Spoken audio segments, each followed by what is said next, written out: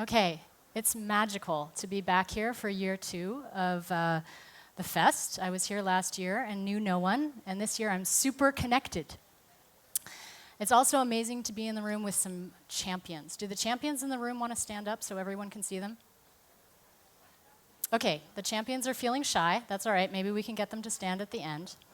So the word champion has 2 meanings in English, right? The first meaning is the sense of a winner in a competition, but the second sense is of being a defender of something, an advocate for something, right? Like a champion of gay rights. So today I'm going to talk about that second sense of being a champion. Now, I know a champion when I see one. I specialize in seeking them out and getting them to work with me and write books with me, right?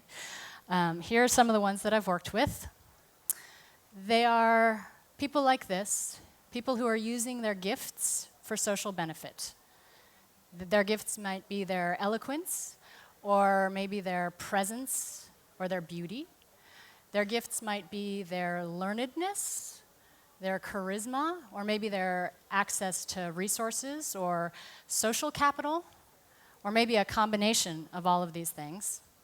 Regardless, they're using these gifts for the good of people and sometimes of the planet itself. Basically, they're totally hot people. Whoops!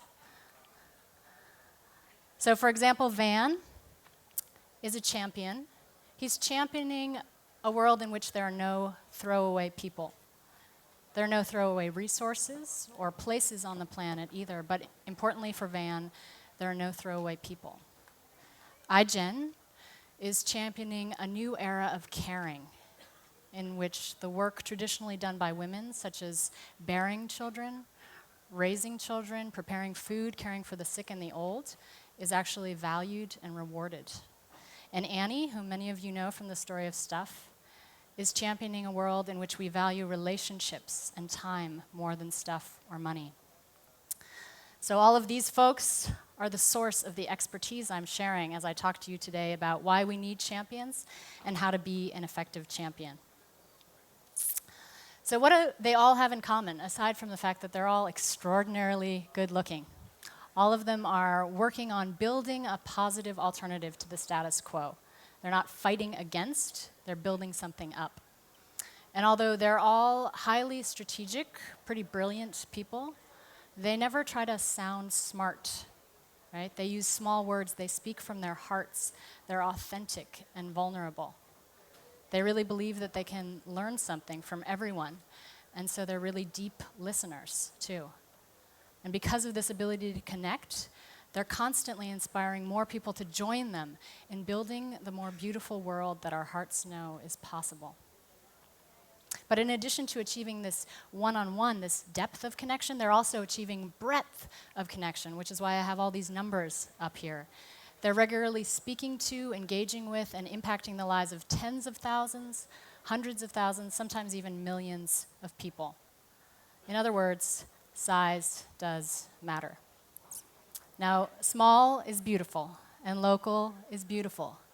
But when our small, beautiful businesses, our small, local, beautiful businesses start to threaten the gigantic institutions of the status quo, we're going to come under attack. It's already happening. They're going to try to co-opt us. They're going to try to destroy us, essentially, right? So we need millions of people with us. We need millions of people to understand us. We need millions of people to fall in love with us and join us. You might be thinking, Ariana, this is all very nice, but I don't really care about the fate of the world. I just care about the fate of my own business. But I'll tell you that you will always win more support for your own thing when you're able to frame your work within the bigger picture. So what do you all have in common with my clients, with these leaders? You are each champions. I'm the expert, I can tell. Each of you has the potential to become a champion not only of your own business or your own enterprise, not only of the whole of the collaborative economy, not even of our beautiful federation we share. Each of you can be a champion, join me in being a champion, of the new story at the foundation of life. So underneath all of our institutions, at the deepest level of human existence, is the fundamental guiding narrative that determines our understanding of our relationships to each other and to the planet. I'm talking about the story that answers questions like, why are we here? What is our purpose? Right now, we're living in a disruptive moment in which the old story is crumbling. The philosopher Charles Eisenstein and other people talk about that old story as the story of separation. The story of separation basically goes like this. When I, inside this body, sort of consider this the limits of myself, and I feel like everything out there is separate from me, I'm afraid of what's out there, the other, right? And when I'm afraid of it, I have to try and control it, or I have to compete with it. I always act within my own self-interest. That's the story of separation, and it's underneath our economic systems, our political systems, our foreign policies, our attitude towards the planet. But there's a new story. It's already coming into being. Charles Eisenstein and others are calling it the story of interbeing. We know from all of these different fields, from ecology, from spirituality, from biology, from technology, that we are all connected, right? We know that ultimately whatever I do to or for you, I do to or for myself. That we are all, including the planet, in this life together. So with every action you take and every word you speak, you actually have an opportunity to be building the foundation of the story, this narrative that guides our life and all of our institutions. I've got 4 tips for you today for how to become an effective champion. 4 tips or principles. The first, really important, is answering why. Always start with why. But the answer to why, again, is not just about your own business. It's not about your own technology for the sake of technology. It's not even about collaboration for the sake of collaboration. The answer to why has to be something that's capable of inspiring millions of people. The status quo's answer to why always underscores that story of separation, right? They say things like, there's not enough for everybody. Grab some while you can. It's us versus them. But our answers to why can be because we're all connected. Because what's good for you is good for me. Because every life on the planet has value and dignity and deserves an opportunity to thrive. The second principle is to talk not to the intellect, but to the gut. Did you know that there is actually a second brain in our bellies? It's called the enteric brain. There are 100 million neurons in here. Scientists are only beginning to understand how this second brain governs our emotions and our moods, but we all know the feeling of a gut feeling, right? That sense of intuition. This brain, the prefrontal cortex, is responsible for abstract reasoning, but we don't rationalize or reason our way into the most important decisions in life. The decisions that we make with this brain are not the ones that matter as we lie dying. There's a ton of research, actually, about how irrational people are when making decisions, right? You can give them all the data in the world, but when they're making big decisions like choosing a politician to vote for, their next president, or little decisions like picking a toothpaste, it's totally irrational. So no matter how much data we give them, we know that it doesn't actually matter. So how do you speak to the gut? By being appealing, charming, funny, sexy. That's me. I'm not objectifying some other woman. The status quo is using sexy spokespeople all the time to deliver its messages. I think we could get a little sexier. Third principle, accessibility over accuracy. The acronym KISS stands for Keep It Simple, Stupid. Now, I've followed these really impressive philosophical conversation threads and read some really impressive academic articles about the terminology and the conceptual development behind our collaborative economy. And that's all really great, and there's a place for it within our own groups. But when we're talking to the mainstream, to the grandma walking down the streets, we need to leave that aside, right? We need to just leave that to the side. Annie Leonard wasn't actually always the Annie of the story of stuff. She was a garbage head. She was a technical expert, and she spoke in jargon and technical language. She used words like the materials economy all the time. So one time she was in this leadership retreat, and everybody's asked to pitch their work really quickly. And Annie starts talking about the materials economy. And someone else in the group, another very smart leader, raised his hand. He said, "I'm sorry, Annie, I don't actually know what you mean. What's materials? What are you talking about?" And she said, "That's what you're sitting on. That's material. This is all materials." And he said, "No, Annie, this is a chair." And by being simple and childlike, the story of Stuff's message has reached 40 million people and counting. So don't be afraid to kiss.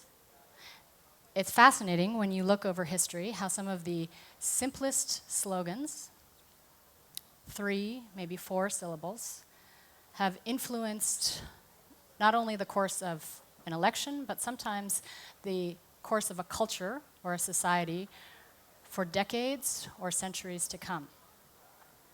The last principle is the principle of yes and. Yes and is actually a concept from improv theater. And it goes like this. When you're on stage with someone, no matter what your fellow actor presents to you, your responsibility, rather than disagreeing with it, is always to accept it and build on it, no matter where you wanted the conversation to go, right? So, for example, this is silly, but he says, "Hey, it's Sunday, I want to go to church."